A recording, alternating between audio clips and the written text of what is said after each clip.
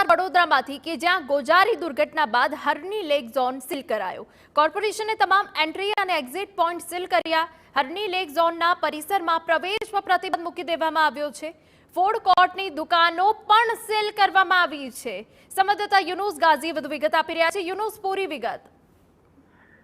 હિના, જે પ્રકારની દુર્ઘટના બની છે તેના કારણે હવે જે બેદરકાર લોકો છે, કોન્ટ્રાક્ટરો છે અને સંચાલકો છે તેની વિરુદ્ધ ચોમેરથી કાયદાનો સકંજો કસવા માટેની તંત્ર દ્વારા જે પ્રયત્નો કરવામાં આવી રહ્યા છે। એક તરફ પોલીસ દ્વારા સમગ્ર મામલે તપાસ કરવામાં આવી રહી છે, ગુનો દાખલ કરવામાં આવ્યો છે અને એસઆઈટીની રચના કરવામાં આવેલી છે।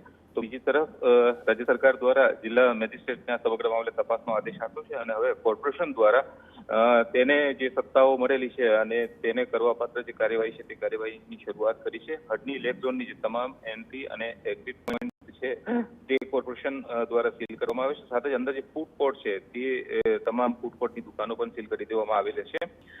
લેક ઝોનમાં કોઈ પણ વ્યક્તિ જો પ્રવેશવાની કોશિશ કરશે તો સીલ ખોલવાની કોશિશ કરશે તો તેની સામે કાનૂની કાર્યવાહી કરવાની પણ કોર્પોરેશન અધિકારીઓ દ્વારા ચીમકી ઉચ્ચારવામાં આવી છે। પરંતુ માત્ર આ પ્રકારના સીલ મારવાથી જે લગભગ 14 જેટલા કમનસીબ લોકો મોતને બેઠા છે તેઓને ન્યાય નહીં મળે, ત્યાં સુધી આરોપીઓ વિરુદ્ધ કડક કાર્યવાહી કરવામાં નહીં આવે ત્યાર સુધી તેઓને ન્યાય મળેલો નહીં કહેવાય। બિલકુલ યુનુસ, આપની પાસેથી વધુ જાણકારી લેતા રહીશું। તો લેક ઝોનમાં કોઈ પ્રવેશ કરશે તો કાર્યવાહી કરવામાં આવશે।